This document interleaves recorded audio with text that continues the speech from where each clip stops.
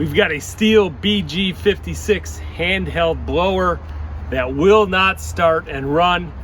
I know the history of this blower. It has never run ethanol, so it's probably a pretty minor thing. But we're gonna go through some simple checks here, see if we can get this thing running again. The first thing we're gonna do is just go over simple maintenance on this and see where we're at. So the air filter is under this cover here. You see it exposes. This is the air filter here and the intake. We can see that's quite dirty, so I'm gonna take the air compressor and blow this out before I remove that, and then we'll clean up the air filter.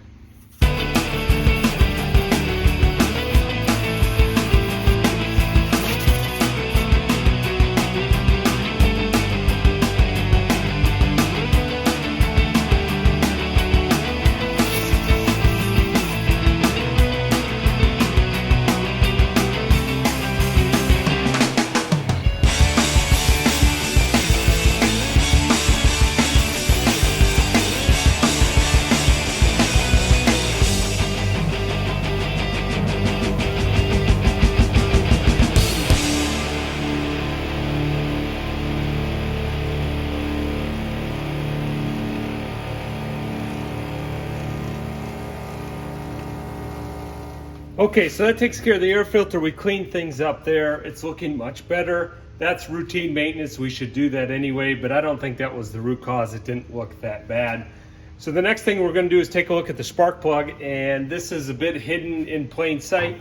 This is actually the spark plug boot, but it doesn't look like any other spark plug boot that we see regularly, but we can see there if we take it off, it exposes our spark plug.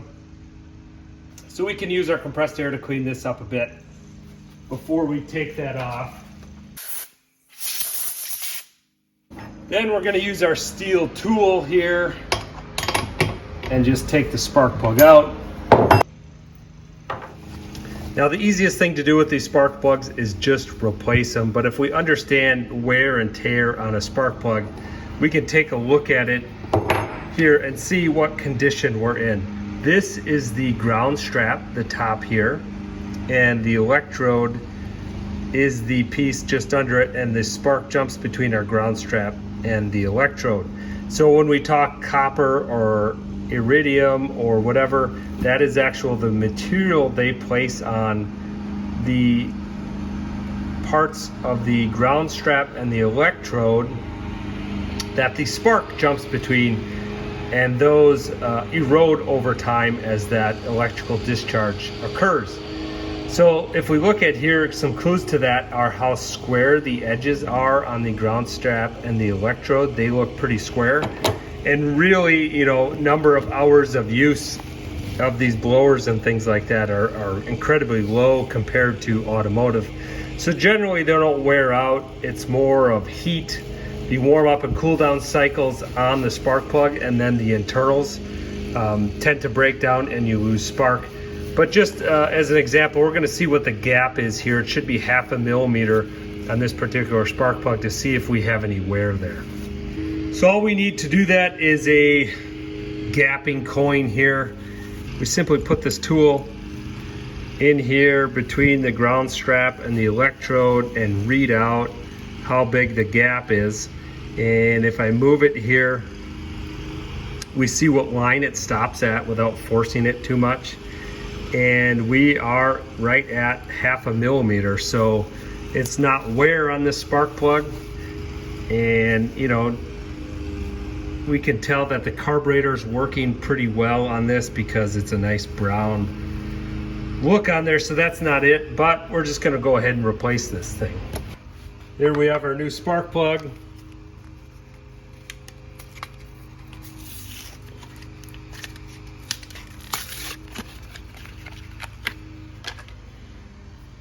Now it's a good idea to check the gap even on a new spark plug. Normally, I've found with these NGK spark plugs, they're pretty much right on, but we'll just go ahead and see where we're at.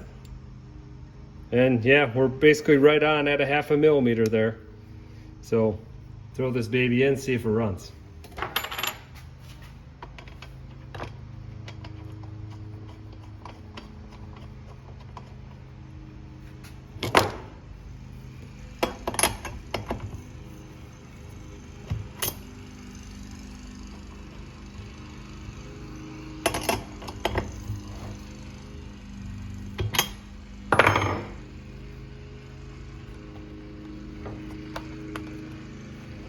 think it's gonna run this time.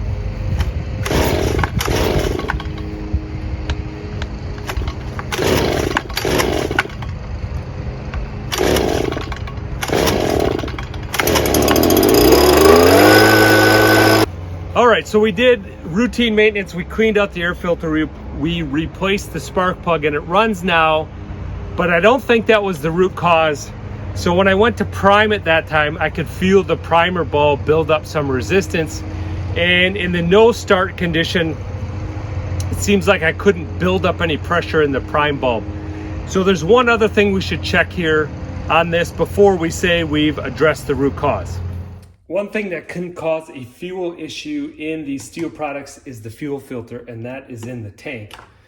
So all we have to do is open that up. We'll drain the gas out so we can take a look at it. Okay, to get this out, if we take a peek inside the tank, we can see the pickup and fuel filter down in the bottom. So what we want to do is fish that out of there. I like to use a pair of little needle nose, and we can reach in there, snag a hold of it and grab it out. And then we can just take it off of the pickup tube there. So you can replace this. I have a replacement fuel filter we can put on. Our fuel hose fell back down in there, but that's no problem. We can snake it out of there, and then we just take our new one, drop it, drop our hose back in, down in there, get our hose back.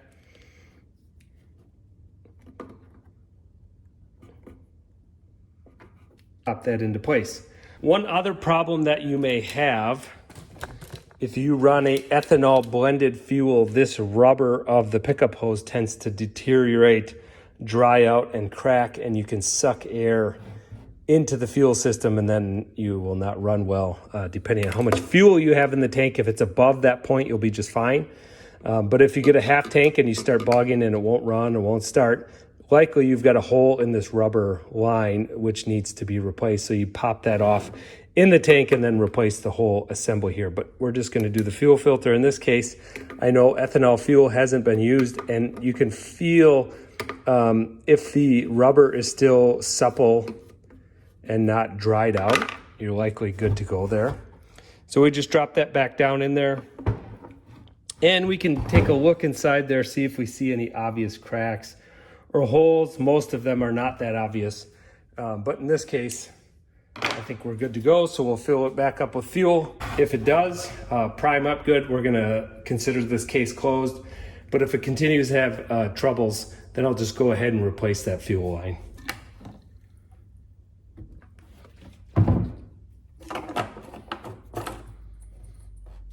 Should be able to tell right away on the prime bulb if you can hear pumping and the prime bulb firm up a little bit.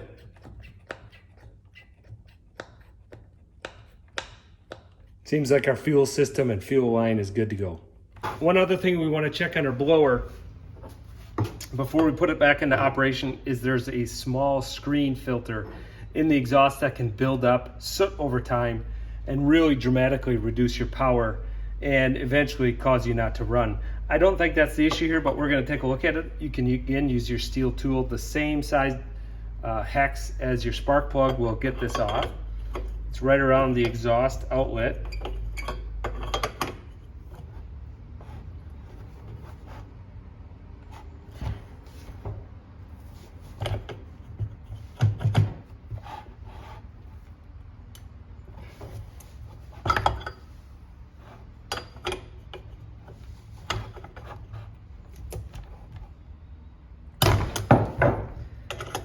And it's going to be fairly stubborn, as you imagine. It gets quite hot,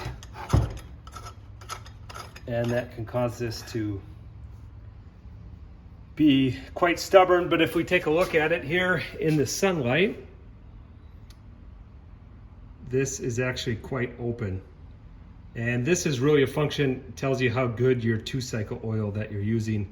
I've used the Stihl 2-cycle oil or AMSOIL 2-cycle oil, and still quite quite clean there, so that's not an issue, but we're going to put that back in, and that's something you can also check.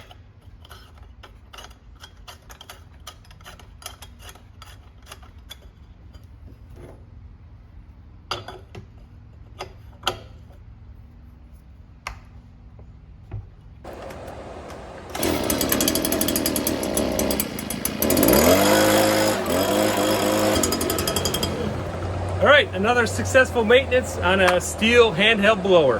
Thanks for watching. Adios.